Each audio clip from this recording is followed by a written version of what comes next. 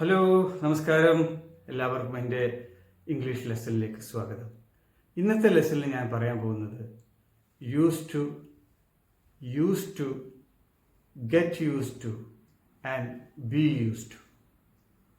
ഈ വാക്കുകൾ എങ്ങനെ ഉപയോഗിക്കാമെന്ന് ആർക്കെങ്കിലും സംശയമുണ്ടെങ്കിൽ ഈ ലെസൺ അവർക്കുള്ളതാണ്. പിന്നെ ഈ ലെസണിന് ശേഷം കുറച്ച് ചോദ്യങ്ങൾ ഉണ്ടായിരിക്കുന്നതാണ്. അത് നിങ്ങൾ എങ്ങനെ മനസ്സിലാക്കി എന്നറിയാൻ വേണ്ടിയിട്ടുള്ളതാണ്. So stay till the end. ഈ വാക്കുകൾ കാണുമ്പോൾ ഒരുപാട് സാമ്യം തോന്നും, പക്ഷെ അവ ഉപയോഗിക്കുന്നത് വ്യത്യസ്തമായ രീതിയിലാണ്. ഇത് കറക്റ്റായി മനസ്സിലാക്കി ഉപയോഗിക്കുക എന്നുള്ളത് വളരെ പ്രധാനമാണ്. എന്നാലേ നമുക്ക് ഇഫക്റ്റീവായിട്ട്, തെറ്റുകൂടാതെ, ഇംപ്രസീവായിട്ട് എഴുതാനും സംസാരിക്കാനും കഴിയൂ. നമുക്കിനി ഈ വാക്കുകളൊക്കെ ഒന്ന് പരിശോധിക്കാം.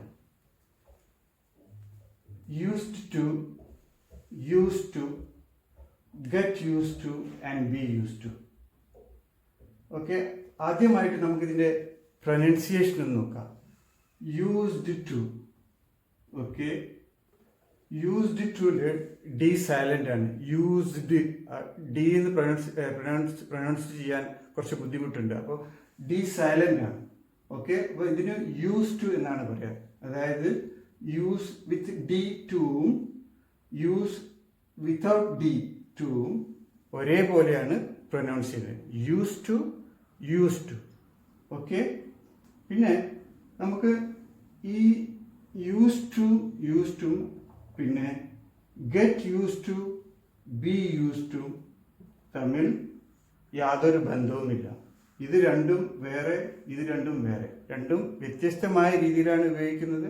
ഇത് തമ്മിൽ യാതൊരു മാച്ചില്ല. ഇത് രണ്ടും യൂസ് ടു ബന്ധപ്പെട്ട് കിടക്കുന്നു. അതേപോലെ തന്നെ get use to, be use to ഇതും ബന്ധപ്പെട്ട് കിടക്കുന്നു. പക്ഷേ ഇവ രണ്ടും തമ്മിൽ യാതൊരു ബന്ധവുമില്ല.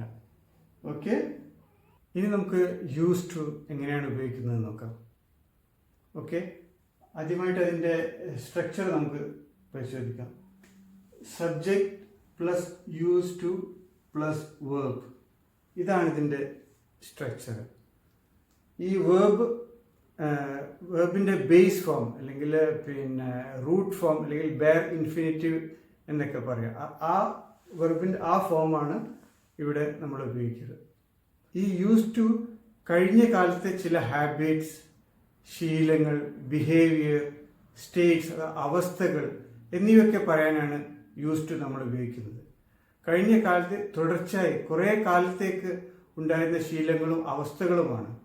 ആ ശീലങ്ങളും അവസ്ഥകളും ഇപ്പോഴില്ല എന്ന് സൂചിപ്പിച്ച് പറയാനാണ് യൂസ് ടു നമ്മൾ ഉപയോഗിക്കുന്നത്.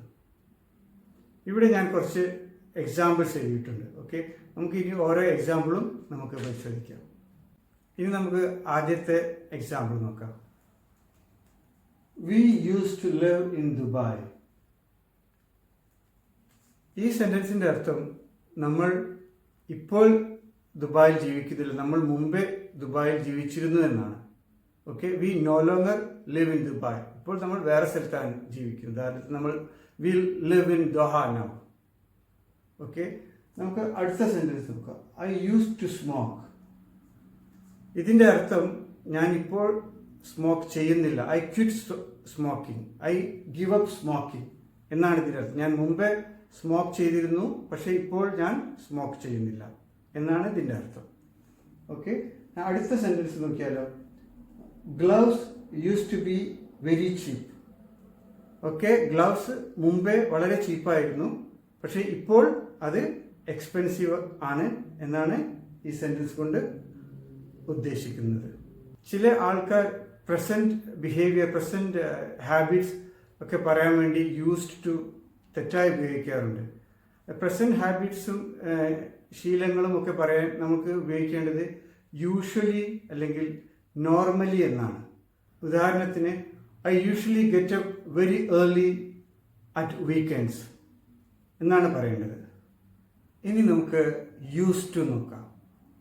യൂസ് ടു നമ്മൾ ഉപയോഗിക്കുന്നത് ക്വസ്റ്റ്യൻസിനും നെഗറ്റീവ് സെന്റൻസിനാണ്. ഓക്കെ, നമുക്ക് കുറച്ച് ഉദാഹരണങ്ങൾ നോക്കാം. Did you use to work at the shop? ഇതൊരു ചോദ്യമല്ല, ഇതൊരു ഇന്ററഗേറ്റീവ് സെന്റൻസ് ആണ്. അല്ലേ? ഇവിടെ അപ്പം നമ്മൾ യൂസ് ടു ആണ് ഉപയോഗിക്കുക, യൂസ്ഡ് ടു അല്ല. ഓക്കെ, അടുത്ത എക്സാമ്പിൾ നോക്കാം. Did they use to watch Tom and Jerry show? Okay, ഇതും ഒരു ക്വസ്റ്റ്യൻ ആണ്. ഓക്കെ, ഇവിടെ യൂസ് ആണ് ഉപയോഗിക്കുക, യൂസ്ഡ് അല്ല ഉപയോഗിക്കുക. ഓക്കെ, ഇനി നെഗറ്റീവ് സെൻറ്റൻസ് ആണ്. I did not use to like carrots. ഇതൊരു നെഗറ്റീവ് സെൻറ്റൻസ് ആണ്. ഇത് ഉദ്ദേശിക്കുന്നത് മുമ്പേ എനിക്ക് ക്യാരറ്റ്സ് ഇഷ്ടമല്ലായിരുന്നു. ഇനി നമുക്ക് അടുത്ത സെൻറ്റൻസ് നോക്കാം. He did not use to travel a lot. അപ്പം അവൻ മുമ്പേ അധികമായിട്ട് യാത്ര ചെയ്യാറില്ലായിരുന്നു. സാന്ദർഭികമായിട്ടൊരു കാര്യം പറയാം. ഈ ഡിഡ് വന്നു കഴിഞ്ഞാൽ അതിനുശേഷം എപ്പോഴും വെർബിൻ്റെ ബേസ് ഫോമാണ് വരിക. ഓക്കെ, ഡിഡ് കഴിഞ്ഞ് യൂസ്ഡ് എന്നല്ല വരിക. ഉദാഹരണത്തിന് he did not go. Okay, he did not went എന്ന് പറയില്ല. Okay, he did not come, he did not came എന്ന് പറയില്ല. അതേപോലെ ഷീ ഡിഡ് നോട്ട് ഗോ എന്നാണ് correct. She did not went എന്ന് പറയില്ല. ഓക്കെ, അപ്പോൾ ഓർക്കുക, ഡിഡിന് ശേഷം എപ്പോഴും വെർബിൻ്റെ ബേസ് ഫോമാണ് ഉപയോഗിക്കുക. ഓക്കെ, പിന്നെ ഒരു കാര്യം നമ്മൾ നോട്ട് ചെയ്യേണ്ടത്, നെവറിന് ശേഷം എപ്പോഴും യൂസ്ഡ് ആണ് ഉപയോഗിക്കുക, യൂസ് അല്ല. ഉദാഹരണത്തിന് he never used to care about his appearance.